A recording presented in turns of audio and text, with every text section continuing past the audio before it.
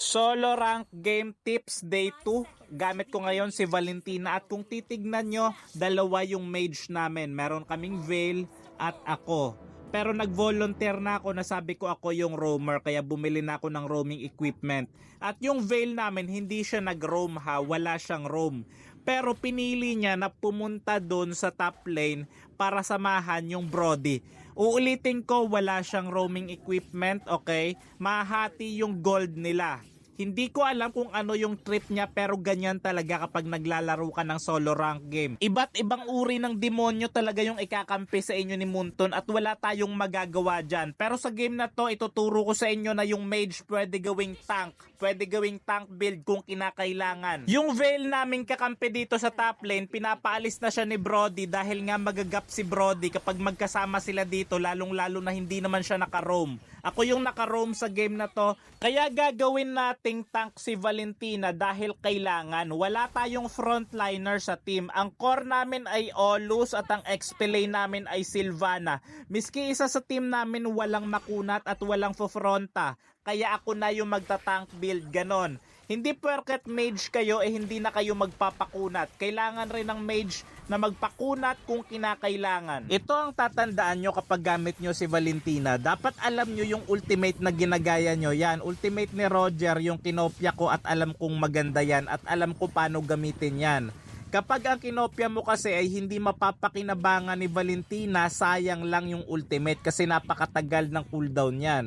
At kapag kinopya mo, dapat may pakinabang. Katulad ng ultimate ni Tigreal, maganda kopyahin yan kasi masastan mo sila.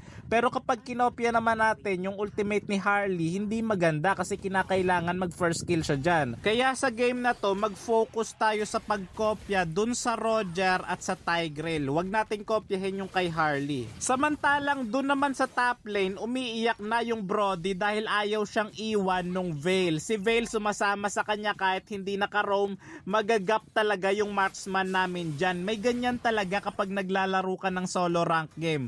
Yan, di ba? Hindi siya iniiwan ng Veil doon, no? Siya na lang talaga nagsasabi na iwan mo na ako, Veil. Veil, iwan mo na ako. Pero kadalasan ayaw natin na iniiwan tayo at di dinadalawan, di ba? Pero sa game na to, yung Veil namin, hindi siya iniiwan kahit hindi naka-roam. Kung napapansin nyo, brute force breastplate yung una kong binili kasi magpapakunat tayo dahil wala tayong frontliner. At bibili rin tayo ng fleeting time para maabuso natin yung paggamit natin ng ultimate natin. Laging magiging available yung ultimate natin kapag may fleeting time tayo. At ang ibang items na talaga ay puro pampakunat na dahil nga walang frontliner sa team natin, kinakailangan tayo na yung tumangkin ng damage. Kaya magpapakunat tayo dito at tutulong sa mga kakampi natin. Trabaho natin dito ay tumangke kasi nga tayo yung makunat kasi yung items natin at mag-provide ng setup kapag kukopyahin natin yung ultimate ni Tigreal. Maganda rin kopyahin si Roger. Tignan yung mabuti. Hindi porket magta-tank build tayo wala na tayong damage. May damage pa rin si Valentina kahit naka-tank build yan. Tignan nyo naman yan, pupunitin natin yan. Syempre hahabulin natin yung original, tayo yung peke, 'di ba? Very good. Ayan papalag-palag pa yung Roger natin, ayan, 'di ba?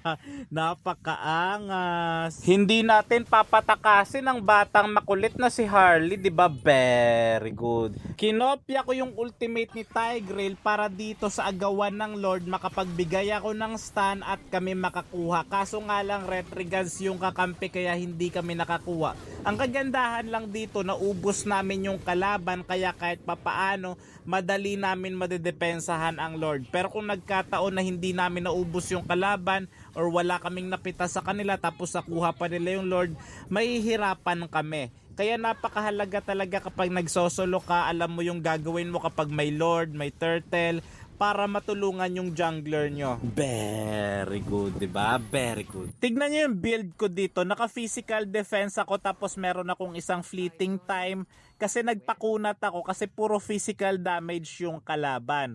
Mage yung gamit natin pero naka-tank build tayo tapos may isang fleeting time, okay? Para pampabilis cooldown ng ultimate. Hindi to panganganser, dala lang talaga ng pangangailangan ng team kaya nag-adjust tayo. Kahit mage yung gamit natin, nag-roam tayo at nagpakunat dahil nga walang poprotekta sa mga kakampi natin. Hindi yan panganganser, nag-adjust lang tayo. Dahil nga nag-adjust tayo, tayo, ito na yung naging bunga nito. Isang malaking factor talaga na nakatulong kung bakit nanalo tayo ay yung pag-a-adjust natin. Kasi kung hindi tayo nag-tank build, sino yung tatangke sa damage ng kalaban, di ba? Very good.